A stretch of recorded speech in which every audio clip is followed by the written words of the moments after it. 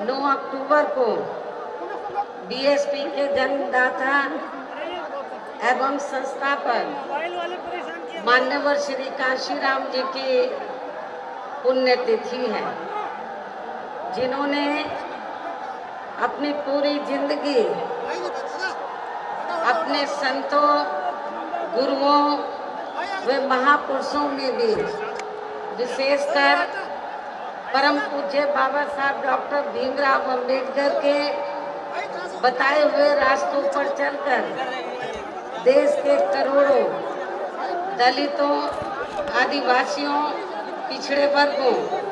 धार्मिक अल्पसंख्यकों तथा अन्य उपेक्षित वर्गों के लोगों को भी अपने पैरों पर खड़ा करने के लिए समर्पित की है। अब वो हमारे बीच में नहीं रहे हैं। ऐसे महान व्यक्तित्व को आज मैं उनकी पुण्यतिथि पर अपनी व उत्तर प्रदेश सहित पूरे देश में पार्टी से जुड़े सभी लोगों की तरफ से भी पूरे तहे दिल से इनको श्रद्धा सुमन अर्पित करती हूँ तथा नमन भी करती हूँ। साथ ही यूपी व देश के अन्य राज्यों में भी इनके अपार अनुयायी जिस भी रूप में आज इनकी पुण्यतिथि का कार्यक्रम आयोजित करके इनको अपने श्रद्धा सुमन अर्पित कर रहे हैं, उनका भी मैं अपनी व पार्टी की ओर से आभार प्रकट करती हूँ। और अब मैं इस मौके पर आप लोगों का ध्यान खासकर यूपी, उत्तराखंड व पंजाब स्टेट में कुछ ही महीनों के अंदर एक साथ होने वाले विधानसभा चुनाव को विशेष ध्यान में रखकर कुछ जरूरी बातों की तरफ दिलाना चाहती हूँ। जिन इन तीनों राज्यों में हमारी पार्टी पूरी तैयारी व दमदारी के साथ ये चुनाव लड़ रही है, जिसे मद्देनजर रखते हुए अब मैं सबसे पहले कमजोर एवं उपेक्षित वर्गों के लोगों को ये कहना जरूरी समझती हूँ कि बाबा साहब डॉक्टर भीमराव अंबेडकर ने भारतीय संविधान के बनने के बाद विशेषकर इन वर्गों के लोगों को ये कहा था कि मैंने काफ़ी संघर्ष एवं अथक प्रयासों से अपने इन वर्गों के लोगों को जिंदगी के हर पहलू में आगे बढ़ने के लिए भारतीय संविधान में कानूनी अधिकार तो जरूर दिला दिए हैं, लेकिन उनका सही व पूरा लाभ लेने के लिए इन्हें केंद्र व राज्यों की भी राजनीतिक सत्ता की मास्टर चाबी खुद अपने हाथों में लेनी होगी, जिसे ध्यान में रखकर ही फिर मान्यवर श्री कांशीराम जी ने इनके जन्मदिन के शुभ अवसर पर दिनांक 14 अप्रैल सन 1984 को इन वर्गों के लोगों को बीएसपी के नाम पर अलग से अपना एक राजनीतिक मंच दिया है। और जब आबादी के हिसाब से देश के सबसे बड़े प्रदेश यूपी में इन वर्गों के लोगों ने अपर कास्ट समाज में से खासकर समता मूलक समाज व्यवस्था में विश्वास रखने वाले लोगों को भी साथ में लेकर अपनी इस पार्टी को मजबूत किया, तो तब फिर हमें यहाँ अपनी पार्टी के नेतृत्व में एक बार नहीं बल्कि 4 बार सरकार बनाने का मौका मिला है। और इस दौरान वैसे तो हमने यहाँ सर्व समाज के हितों का पूरा ध्यान रखा है, लेकिन सभी मामलों में प्राथमिकता पहले हमने यहाँ सर्व समाज में से उन गरीब, कमजोर एवं उपेक्षित वर्गों के लोगों को दी है, जिनकी यहाँ जातिवादी, संकीर्ण व पूंजीवादी मानसिकता रखने वाली पार्टियों की रही सरकारों में काफ़ी ज़्यादा उपेक्षा की गई है। साथ ही इनकी सरकारों में उपेक्षित रहे अपने सभी संतों, गुरुओं वे महापुरुषों आदि को भी हमने पूरा पूरा आदर सम्मान दिया है। इसके साथ साथ हमारी पार्टी की रही सरकार ने यहाँ सर्व समाज में से विशेषकर गरीबों, मजदूरों, बेरोजगारों, किसानों, छोटे व्यापारियों, कर्मचारियों, वकीलों एवं अन्य मेहनतकश लोगों के साथ साथ छात्रों, युवाओं, महिलाओं व बुजुर्गों आदि के हितों में भी अनेकों ऐतिहासिक कार्य किए हैं तथा प्रदेश का हर स्तर पर काफ़ी विकास भी किया है, जिनको सत्ता परिवर्तन होने पर अब विरोधी लोग किसी न किसी रूप में अधिकांश उन्हीं को ही भुना रहे हैं और अब तो केंद्र व अन्य राज्यों की भी सरकारें इनकी काफ़ी नकल कर रही हैं। इसके साथ ही यहाँ बिगड़ी हुई कानून व्यवस्था को भी काफ़ी हद तक सुधारा गया है। इतना ही नहीं बल्कि जब यूपी में सन 2007 में पहली बार यहाँ बीएसपी की अकेले ही पूर्ण बहुमत की सरकार बनी थी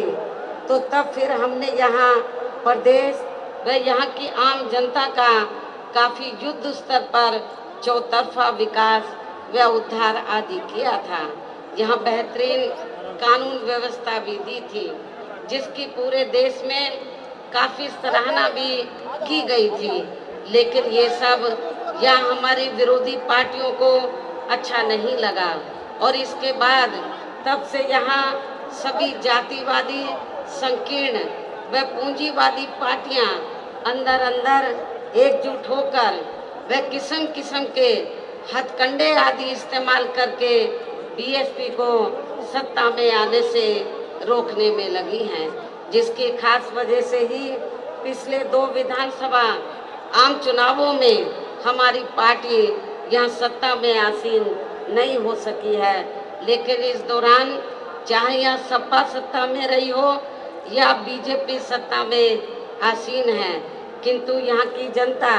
इन दोनों सरकारों में काफ़ी ज़्यादा दुखी रही है, ये भी सर्वविदित है। और अब प्रदेश की जनता बीएसपी के शासनकाल को ही याद कर रही है और यहाँ सत्ता परिवर्तन करने के लिए काफ़ी हद तक अपना मन भी बना चुकी है और ऐसे में अब इस बार यहाँ बीएसपी की सरकार बनना लगभग तय है, जिसके लिए पार्टी के लोगों को अभी से ही यहाँ सभी विरोधी पार्टियों के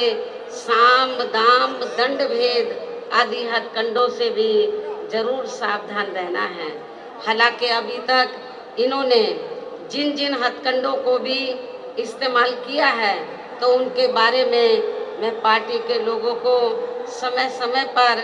काफ़ी हद तक सजग भी करती रही हूँ, किंतु फिर भी इस संबंध में सावधानी के तौर पर यहाँ मैं आप लोगों को ये कहना जरूरी समझती हूँ कि यहाँ प्रदेश में कुछ ऐसी भी छोटी छोटी पार्टियाँ व संगठन आदि हैं जो अकेले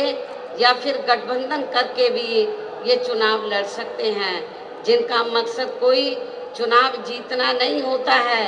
बल्कि अपने स्वार्थ में पर्दे के पीछे से खासकर सत्ताधारी पार्टी को फायदा पहुंचाने के लिए ही होता है और फिर ये लोग उन्हीं के हिसाब से अपने उम्मीदवार भी चुनाव में खड़ा करते हैं। इसलिए ऐसी पार्टियों व संगठनों को अपनी जात बरादरी व रिश्ते नातों आदि के भी चक्कर में पड़कर इन्हें अपना वोट देकर कतई भी खराब नहीं करना है, वरना फिर से यहाँ बीजेपी सत्ता में वापस आ सकती है।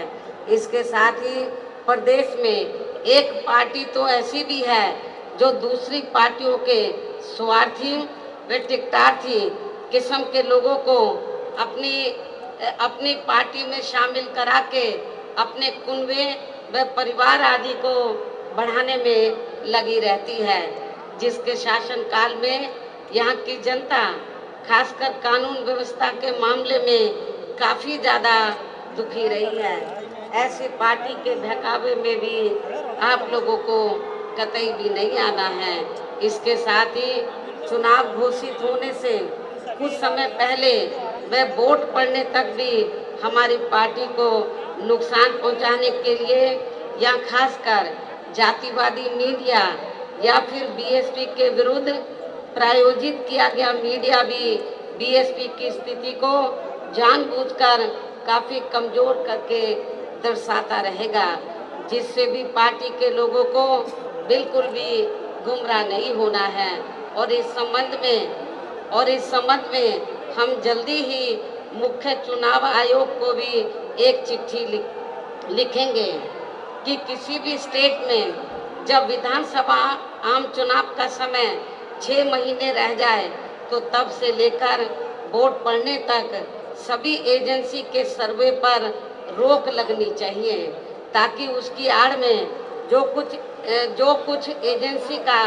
धंधा चल रहा है तो वे बंद हो जाए तथा फिर चुनाव भी प्रभावित ना हो सके। जैसे आप लोगों को ये मालूम है कि बंगाल में जब विधानसभा का आम चुनाव चल रहा था तो वहाँ पर रिजल्ट आने से पहले तो सर्वे वाले